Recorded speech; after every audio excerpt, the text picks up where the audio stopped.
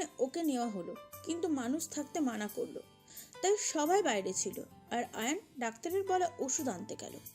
আরিয়ানের কান্না দেখে ডাক্তার ওকে থাকার পারমিশন দিল, কিন্তু তাও কিছুক্ষণ চেকআপের পর যখন বারবার আরিয়ান রুমে আসার জন্য কাঁদছিল, তখন আন্টি, আমার মার কিছু হয়নি তো? না বাবা, তোমার মার কিছু হয়নি, কিন্তু হবে। মানে? তোমার জন্য তোমার আম্মু ছোট্ট বাবু গিফট আনবে। সত্যি? রীতি উঠে দেখে আরিয়ান ওর পাশে।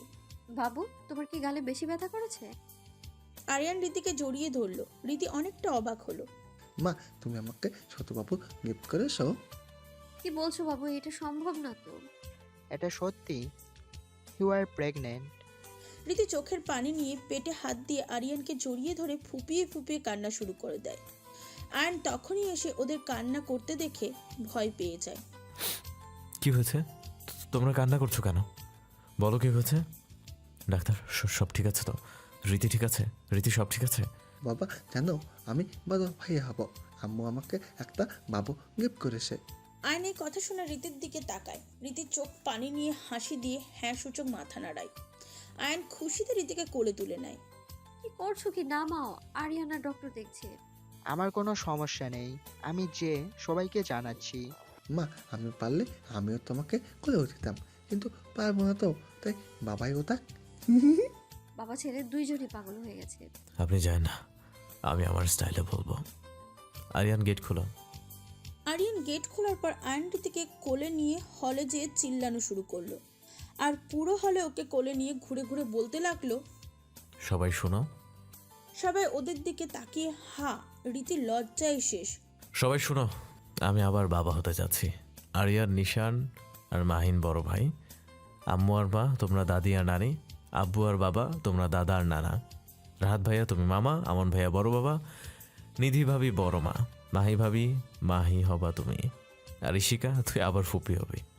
আরে কি করছো? নামাও না, আমার লজ্জা লাগছে, প্লিজ। আমার বউই তো, সমস্যা কোথায়? প্লিজ আয়ান, আমার লজ্জা লাগছে তো।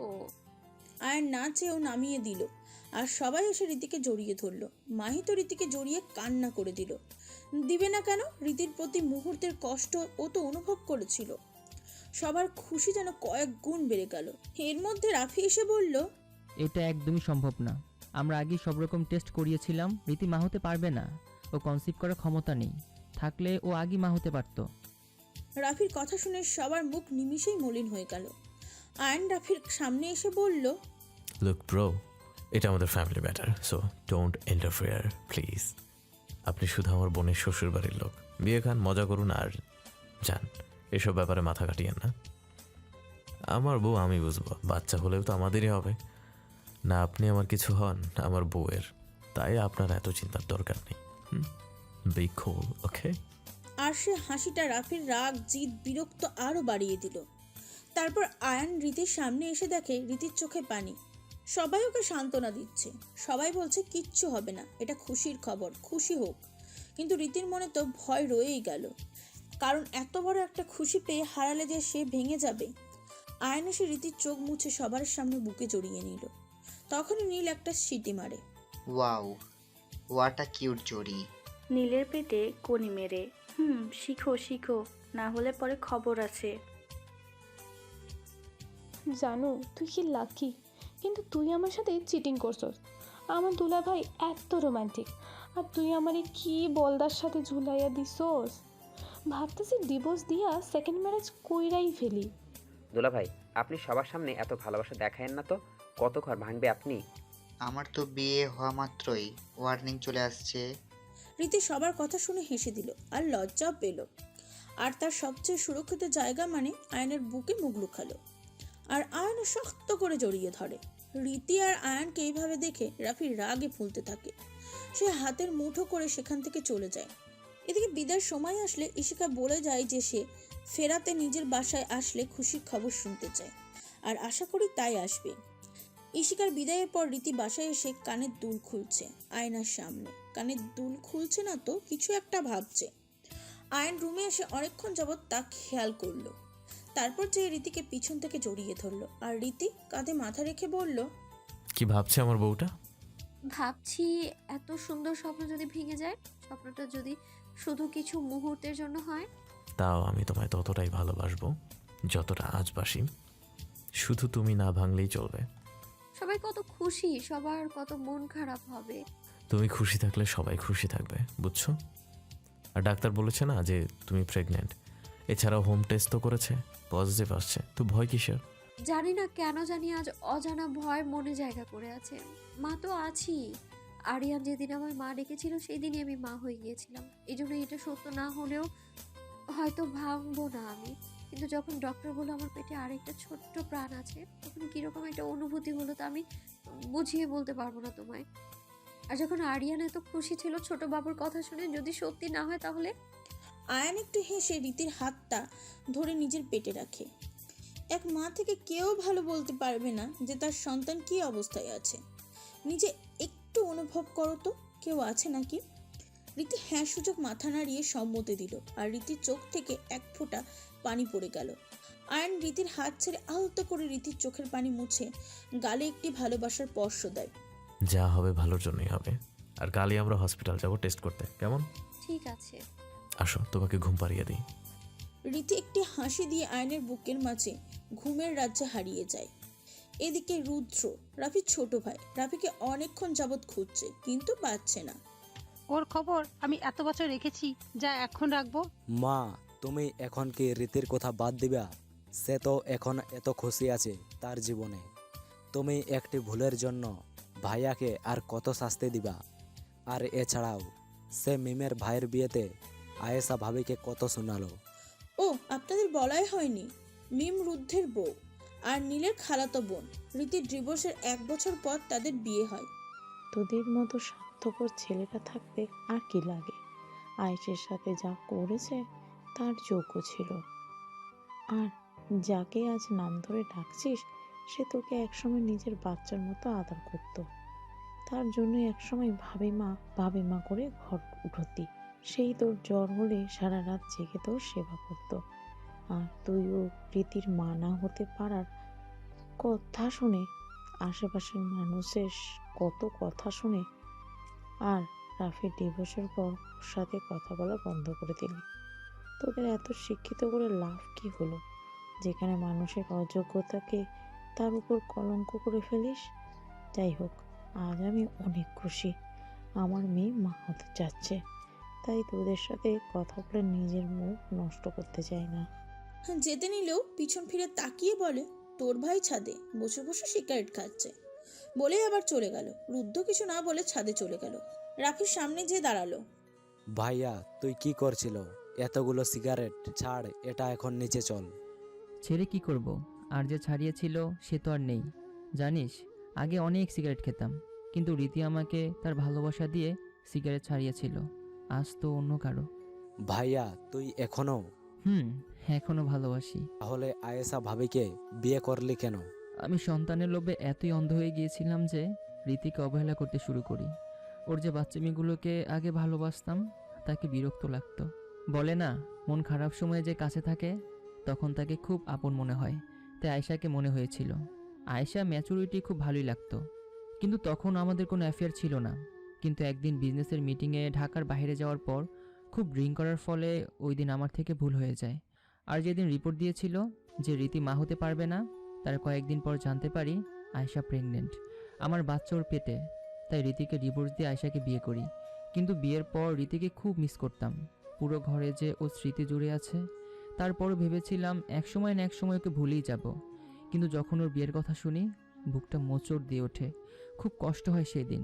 ভাবতেই জানটা বেরিয়ে যাচ্ছিল যে এখন থেকে রীতি অন্য কারো। তারপর রীতিকে যেই দিন আবারও নীলের এঙ্গেজমেন্টে দেখি সেদিন ওকে দেখে চিনাই যাচ্ছিল না। তখন ভাবলাম হয়তো আজও রীতি আমাকে ভালোবাসে, সে আমার জায়গায় অন্য কাউকে দিতেই পারবে না। কিন্তু হলুদের দিন আমার ধারণা একদম ভুল প্রমাণিত হলো। ওর দিক থেকে নজর সরাতে পারছিলাম না। আমার সেই দিনের কথা মনে পড়ে গেল, যেদিন ওকে নিজের বউ বানিয়েছিলাম। তুই জানিস, যখনই ওই আয়ানকে রীতিকে ছুটি দেখতাম আমার জান চলে উঠত। কিন্তু আমার চেয়েও কিছু করার ছিল না, কারণ আমি রীতিকে দূরে সরিয়েছি। কিন্তু আজ যা হলো তা শুনে জানো, আকাশ ভেঙে পড়লো আমার মাথায়। রীতিকে যে কারণে ছেড়েছিলাম সে কারণটাই বৃথা ছিল। কিন্তু আমরা তো সব টেস্ট করিয়েছিলাম, তাহলে কিভাবে? কিছু মাথায় ঢুকছে না আমার সত্যি বের করতেই হবে, আমার সত্যিটা বের করতে হবে, সেটা যে করেই হোক। সকালে উঠে আয়ান আর রীতি হাসপাতালে গেল টেস্ট করাতে। তারপর বাসায় এসে ইশিকা আর নীলের সাথে গল্প করলো। সন্ধ্যায় রিপোর্ট ডেলিভার হবে। সবাই হাসি খুশি থাকলেও সবার মনে খুঁতখুঁত লেগেই আছে যে রিপোর্টে কি হবে। অপেক্ষার প্রহর শেষে কলিং বেল বাজার সাথে সাথে সবাই দৌড়ে গেল দরজায়। রীতি বাদে। রীতির যেন পা নড়ছে না। রিপোর্ট দেখে সবাই রীতির রুমে এলো। সবার সিরিয়াস এক্সপ্রেশন দেখে রীতির ভয় আরও বেড়ে গেল। আয়ান এসে রীতির সামনে দাঁড়িয়ে মুখ গোমড়া করে রাখলো। রীতির তো ভয়ে কলেজের পানি শুকিয়ে আসছে। আয়ান হুট করে রীতিকে কোলে তুলে নিয়ে ঘুরতে ঘুরতে বলল, ইয়েস, আমি বাবা হচ্ছি। রীতি যেন তার কানকে বিশ্বাস করতেই পারছিল না। তারপর হঠাৎ করে কোলে থাকা অবস্থায় আয়নের বুকে কিল ঘুষি মারা শুরু করলো। শয়তান ইতর বাদর, কেউ এরকম করে নাকি? আমার জান বের হয়ে গিয়েছিল। তারপর সবাইকে দেখে থেমে যায়। আয়ান ইশারা দিয়ে রাহাতকে অনুরোধ করে সবাইকে নিয়ে যেতে। রাহাতও সবাইকে নিয়ে যায়। যাওয়ার আগে চোট টিপ মেরে দরজা বন্ধ করে দেয়। আয়ান রীতিকে কোলে থেকে নামিয়ে কোমর টেনে কাছে এনে বলে, তো ম্যাডাম কি যেন বলছিলেন? আমি তোর বাদর, তাই না? দাঁড়ান দেখাচ্ছি হিতর আর বাদর কাকে বলে। বলে রীতি এক পাশ থেকে চুল সরিয়ে সেখানে একটি আলতো করে চুমু দিলেই রীতি কেঁপে উঠল। আয়ন রীতির গলায় ডুবে যায়। একের পর এক চুমু দিতে থাকে। আর রীতি এক হাত দিয়ে আয়নের চুলের মুঠি করে ধরে আর অন্য হাতে আয়নের শার্ট আঁকড়ে ধরে। আয়ন গলা থেকে উঠে রীতির পুরো মুখে তার ছোঁয়া দেয়। রীতির চোখ বন্ধ করে রাখে। ঠোঁটের ঠোঁট দুটি লাগাতে যাবে তখনই ভুলে গিয়েছিলাম, আমার জানি কি কাজ আছে, আসি। রীতিকে ছেড়ে চলে যাচ্ছিল। তখনই রীতি আয়নের সামনে এসে কলারের টান দিয়ে আয়নকে কিছুটা নিচু করে ঠোঁটে আলতো করে একটি চুমু দিয়ে দেয়। তারপর ছেড়ে দিয়ে বলে, বাবুর দিতে মন চাচ্ছিল, আমার না। বলে এক দৌড়। এই আস্তে, দৌড়ায়ও না, পাগলি একটা। রাতে ইশিকা তার শ্বশুর বাড়ি চলে যায়। আগামীকাল রিসেপশন বলে সবাই তাড়াতাড়ি ঘুমিয়ে পড়ে। পরের দিন রিসেপশনে যারা ওই দিন রীতিরকে কথা শুনিয়েছিল তারা তাদের ভুল বুঝে রীতির কাছে মাপ চেয়ে নেয়। আর রীতিও তাদের মাপ করে দেয়। আয়ন সারাক্ষণ রীতির সাথে থাকলেও রীতির পিপাসা লাগায় ওর জন্য জুস নিতে যায়। সবাই জোরে গান চালিয়ে নাচছে। রীতি এক পাশে দাঁড়িয়ে সবার নাচ দেখছে আর হাততালি দিচ্ছে। হঠাৎ করে রীতির মনে হলো কে জানে রীতির মুখে হাত রেখে তাকে টান দিল। রীতি অনেক চেষ্টা করার সত্ত্বেও নিজেকে ছাড়াতে পারল না। তারপর একটা রুমে যেয়ে রুম বন্ধ করে দেয়। রীতির পিছন থেকে টান দেওয়ার দেখেনি মানুষটি কে। তাই যখন রীতিকে ছেড়ে দেয় তখন পিছন ফিরে দেখে রাফি। অবাক হয়ে যায়। রাফি, আপনি? আপনি? এখন তুমি থেকে আপনি হয়ে গেলাম? রীতি কিছু না বলে যেতে নিলে রাফি হাত ধরে টান দেয়। কি করছেন, কি ছাড়ুন। ও, আজ আমার ছোঁয়াতে তোমার এত সমস্যা? আগে তো সব সময় কাছে আসতে চাইতে। কারণ তখন আপনাকে ভালোবাসতাম। এখন বাসো না? না, এখন আমার শুধু আয়ানকে ভালোবাসি আমি। আমার মনে এখন শুধুমাত্র আয়ান আছে। রাফির এই কথা শুনে রাগ উঠে গেল। ও রীতির হাত শক্ত করে ধরে ফেলে। এত জোরে ধরে রীতি খুব ব্যথা পায় আর হাত ছাড়ানোর চেষ্টা করে। তুমি শুধু আমার, আর আমাকে ভালোবাসবা। কি বলছেন এসব? আমি এখন অন্য কারো বউ। আপনার এইসব বলতে লজ্জা লাগা উচিত আপনার। আমি আপনার মতো না যে নিজের জীবন সঙ্গীর বিশ্বাস ভাঙবো। ওকে, প্লিজ রীতি, আমাকে মাফ করে দাও। ফিরে আসো আমার কাছে। হাত ছাড়ুন। আমার স্বামী আমার অপেক্ষা করছে। স্বামী, তাই না? তুমি শুধু আমার, আর আমারই থাকবে। আজকে আবার তোমাকে আমার নিজের করে নিব। রাফি সামনে এগিয়ে আসে আর রীতি পিছাতে থাকে। দেখেন, খবরদার কাছে আসবেন না। রাফি কথা শোনে না। রীতি আয়নের নাম চিল্লাতে থাকে আর রুমে দৌড়াতে থাকে যেন রাফি ওর কাছে না আসে। দরজা খোলার চেষ্টা করেও পারে না। শুধু হাজার চেষ্টার মাধ্যমে রীতি নিজেকে বাঁচাতে থাকে আর আয়নের নাম চিল্লাতে থাকে। এদিকে আয়ন জুস নিয়ে এসে রীতিকে পায় না। সবার কাছে জিজ্ঞাসা করা আর খবর নেওয়া আর খোঁজার পরও রীতিকে পাওয়া যায় না। সবাই চিন্তায় এসে পড়ে, তাই গান বন্ধ করে দেয়। সাথে সাথে রীতির আওয়াজ ভেসে আসে সবার কানে। রীতি চিৎকার শুনে আয়নের ভয়ে যান শুকিয়ে যায়। এক দৌড় দেয় যেদিক থেকে রীতির আওয়াজ আসছে। সবাই আয়নের পিছনে যায়। আয়ন একটি দরজার সামনে এসে দেখে রীতির আওয়াজ ভিতর থেকে আসছে, সাথে ভাঙচুরের আওয়াজও, কিন্তু দরজার ভিতর থেকে লক। রীতি, রীতি তুমি ভিতরে? হ্যাঁ, প্লিজ বাঁচাও আমায়। আয়ন দরজা ভাঙার জন্য ধাক্কা মারে, কিন্তু একা পারছে না। তারপর রাহাত আর আমান এসে ধাক্কা মারে। দরজা ভাঙার পর দেখে রাফি রীতির কাছে যাওয়ার চেষ্টা করছে, আর রীতি নিজেকে বাঁচানোর জন্য জিনিস ছুঁড়ে মারছে। আয়নকে দেখে রীতি ছুট্টে আয়নকে জড়িয়ে ধরলো আর ফুপে ফুপে কাঁদা শুরু করলো। আয়ান, ও ও ও আমার সাথে আয়ান। রাহাত যেও রাফির কলার ধরে মুখে ঘুষি মারা শুরু করে। তোর মতো জানোয়ারকে আমার আগে শাস্তি করা উচিত ছিল, তাহলে আজ এত কিছু হতো না। আয়ন রীতিকে ছাড়িয়ে 2 হাত দিয়ে কান্না মোছে। মাহির কাছে দিয়ে রাহাত আর রাফির কাছে যায়, রাতের কাঁধে হাত রাখে। ভাইয়া, আপনি ওকে অনেক মেরেছেন। কি বলছো? ও রীতির সাথে যা করলো। আপনি আপনার বোনের জন্য যা আমার আর মেরেছেন, এখন আমার বউকে ছোঁয়ার চেষ্টাও করবেন না। এর জন্য আমি শাস্তি দিব ওকে। রাহাত সরে গেল। আয়ন রাফিকে মারা শুরু করলো। Bloody hell, how dare you to touch my wife? I will kill you. Damn it. Ion থামার নামই নিচ্ছে না। আমান আর রাহাত যে ওকে থামালো, তারপরেও আয়ন থামছে না। আমান আর রাহাত মিলে ওকে ধরে রাখলো। রাফির শরীরে বিভিন্ন অংশ থেকে রক্ত বের হচ্ছে। রুদ্র এসে সব দেখে রাফির কাছে গেল। ভাইয়া, এসব কি? আমার রীতিকে লাগবে, আমি কিচ্ছু জানি না। আয়নের কথা শুনে আবার রাফিকে মারার জন্য আগালো, আর রাহাত ধরে ফেলে। রীতি ভয়ে মায়ের পিছনে লুকিয়ে আছে। এসব কি বলছিস ভাইয়া? তুই অলরেডি আয়েশা ভাবির সাথে বিয়ে করেছেন, আর আরসি আপনাদের মেয়েও আছে। আরশি আমার মেয়ে না, আয়েশা আর ওর এক্স বয়ফ্রেন্ডের মেয়ে। কি বলছিস এসব ভাইয়া? হ্যাঁ, ঠিক বলছি। রীতির প্রেগনেন্সির কথা শুনে যেখানে আমরা দুজন টেস্ট করিয়েছিলাম সেখানে গেলাম। সেখানে যে আগে রেকর্ড চেক করে দেখি রীতি মা ঠিকই হতে পারতো, কিন্তু আমার বাবা হওয়ার ক্ষমতা নেই। তখন মাথায় কিছুই ঢুকছিল না, কারণ আরশি তো আমার মেয়ে। তাই আরশির মাথার চুল নিয়ে ডিএনএ টেস্ট করাই। তখন রিপোর্টে জানতে পাই আরশি আমার মেয়ে না। এখানে আসার আগে বাসায় যাই, তখন আয়েশাকে এসবের মানে জিজ্ঞাসা করি। প্রথম দিকে না বললেও পরে স্বীকার করে যে আরশি ওর এক্স বয়ফ্রেন্ডের মেয়ে। ওর বয়ফ্রেন্ড তার সন্তান না মানায় ও আমার সাথে এসে রাত কাটায়, আর রিপোর্টও ওই চেঞ্জ করে, আর আমায় বলে যে আরশি আমার মেয়ে। সবাই এই কথা শুনে অবাক হয়ে যায়। প্লিজ রীতি, আমার কাছে ফিরে এসো প্লিজ। ওকে এখান থেকে নিয়ে যান, না হলে এখানে আমার হাতে ওর খুন হয়ে যাবে। রাফি যাওয়ার আগে রীতির দিকে তাকাতেই রীতি ভয়ে দৌড়িয়ে আয়নের বুকে জড়িয়ে যায়। আয়নও রীতিকে বুকে নিয়ে রাফির দিকে রাগী লুক নিয়ে তাকালে রাফি সেখান থেকে চলে যায়।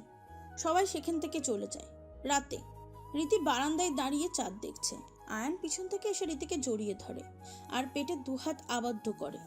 আয়ন রীতির কাঁধে মাথা রেখে চোখ বন্ধ করে ফেলে।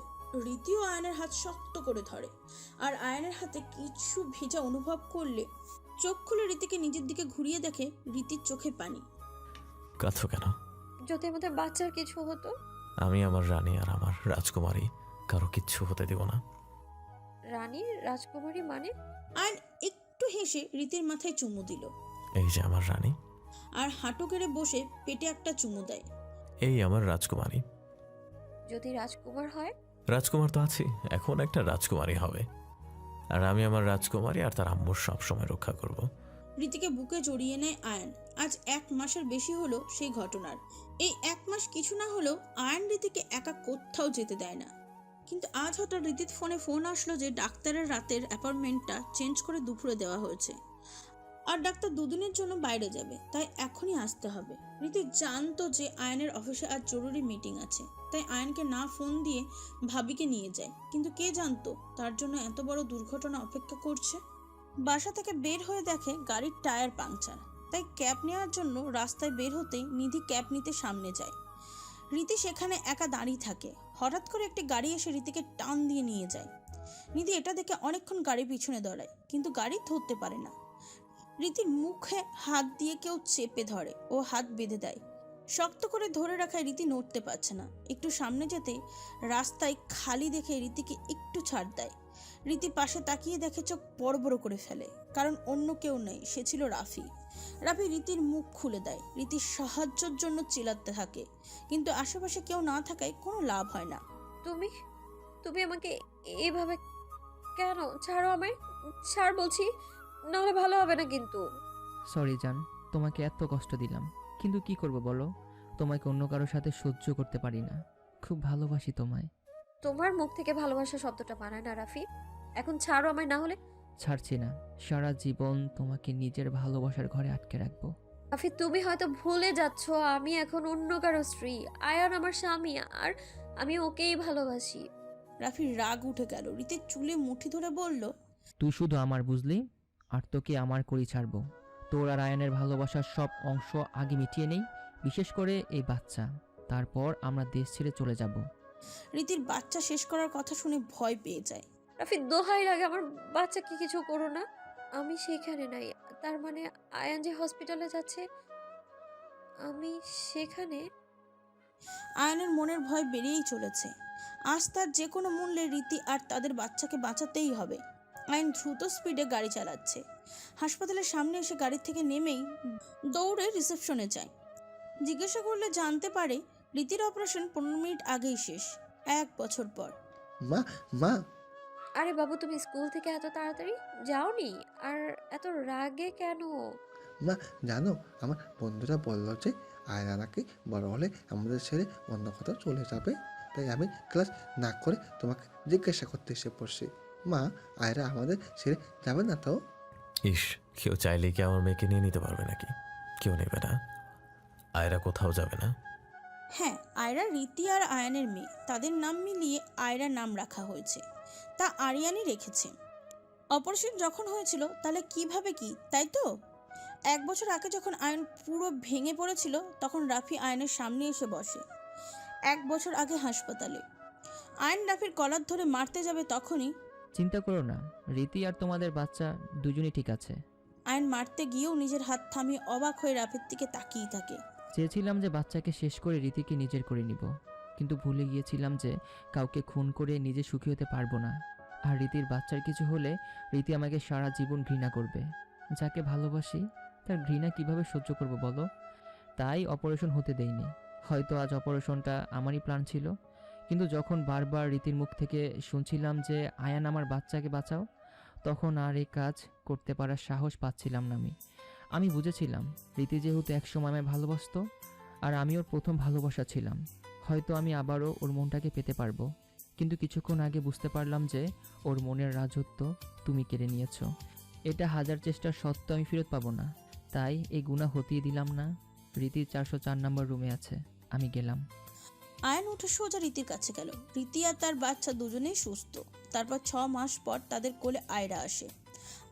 আয়রাকে দেখে যেন সব কষ্ট ভুলে যায়, বিশেষ করে রীতি। রীতির সাথে দেখা করতে রাফির পরিবার সবাই এখনও আসে, আয়েশাও। হ্যাঁ, রাফি আয়েশাকে মেনে নিয়েছে, যদিও তা শুধু বলার জন্য। সে কখনো রীতির জায়গায় অন্য কাউকে এখনও দিতে পারবে না। আর আশফিককে সে জন্ম না দিলেও 3টি বছর বাবার আদর দিয়েছে, তাই আয়েশাকে মেনে নিলেও মাপ এখনও করেনি। আয়েশা রীতির থেকে মাপ চাইলেও রীতি আয়েশাকে মাপ করে দেয়। এখন আয়েশা রীতির ভালো বান্ধবীও বটে। কিন্তু রাফি সেদিনের পর থেকে রীতির সামনে আসেনি। যদিও রীতি মাপ করে দিয়েছে, রীতি না, সবাই রাফিকে সেদিনের পর মাপ করে দিয়েছিল, কারণ রাফি নিজের ভুল করলেও নিজে তা শুধরিয়েছে। কিন্তু রাফি আসেনি, কারণ সে আবার রীতির প্রতি দুর্বল হতে চায়নি। কিন্তু এখনও রাতে রীতির ছবি বুকে জড়িয়ে ছাদে বসে কাঁদে সে। রাফি রীতির সামনে আসতে চায় না বলে আয়ন আয়রাকে প্রায় রাফিদের বাসায় নিয়ে যায়। প্রথম যখন আয়ন আয়রাকে রাফির কাছে দিয়েছিল, সেদিন রাফি বাচ্চাটিকে বুকে জড়িয়ে খুব কেঁদেছিল। আজও সে আয়রার সাথে খেলা করতে যেয়ে পৃথিবীর সব ভুলে যায়। রাফি আয়রাকে আশফিক থেকেও বেশি ভালোবাসে। শুধু রাফি না, 2 পরিবারের সবাই প্রাণ জুড়ে আছে আয়রা। হবেই বা না কেন, একটি মাত্র মেয়ে বলে কথা। আরিয়ান, নিশান আর মাহিন তো সারাক্ষণ ওকে নিয়েই ঝগড়া করে। সারাক্ষণ সবার মধ্যে জুড়ে থাকে আয়রা। চলুন ফিরে আসি বর্তমানে। বাবা ছেলে দুইজনই একরকম। আল্লাহই জানে আমার মেয়েটার ভবিষ্যৎ বড়ের কি হবে। আমার রুমের বাইরে দরজা খটখটিয়ে বলে, আচ্ছা জান, বলো। তোমার মনে হয় না আয়রা একা মেয়ে হওয়ায় সবাই ওকে নিয়ে বেশি টানাটানি করে? আল্লাহ, দেখো এই কথা কে বলছে? আসলে আরিয়ান, মাহিন আর নিশান 3 ভাই, তাদের 1 বোন। Not fair. একটা উপায় আছে এর। আর তা কি? শুনবা? আরেকটা বোন যদি এনে দিই তাহলেই তো হয়। আয়ন রীতির কোমরের দুপাশে 2 হাত দিয়ে এক টানে নিজের সাথে মিশিয়ে ফেলে। রীতি লজ্জায় শেষ, লজ্জায় লাল হয়ে মাথা নিচু করে আছে। উফ, এভাবে লজ্জা পেও না তো। কেন বিরক্ত হও বুঝি? তোমার কোনো কাজে আমি বিরক্ত হতে পারি নাকি? কিন্তু এভাবে লজ্জা পেলে যে আবার তোমার প্রেমে পড়ে যাই, একজনের প্রেমে পড়তে পড়তে হয়রান হয়ে গেছে। এই একজনের প্রেমে পড়তে পারবা, অন্য কারো প্রেমে পড়লে তো খুন করে দিবা একদম। এভাবে লজ্জা মাখা হাসি দিলে প্রতিবার মরে যায়। মরা মানুষকে আর কি মারবা বলো? বলে কানের পিছনে একটি চুমু দিতেই রীতি কেঁপে ওঠে। কি করছো? ছাড়ো, কেউ এসে পড়বে, আর অফিসেও তো যেতে হবে তোমার। আয়ন কোনো কথা না শুনে রীতির কানের পিছনে তার নাক ঘষা শুরু করে।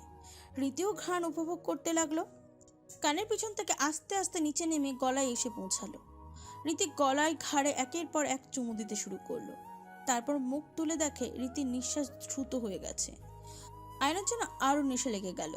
সে রীতির ঠোঁটে নিজের ঠোঁট ডুবিয়ে দিল আর অন্য হাত দিয়ে রীতির স্পর্শ অনুভবে ব্যস্ত হয়ে পড়ল। রীতিও আয়নের মাথার চুল মুঠোয় ধরে তার ঠোঁটের স্বাদ নিতে ব্যস্ত। দুজনের ভালোবাসার নেশায় ভাসতে থাকে। সবাই দোয়া করেন রীতি আর আয়নের যেন আগামী বছর আবার একটা রাজকন্যা হয় তাদের।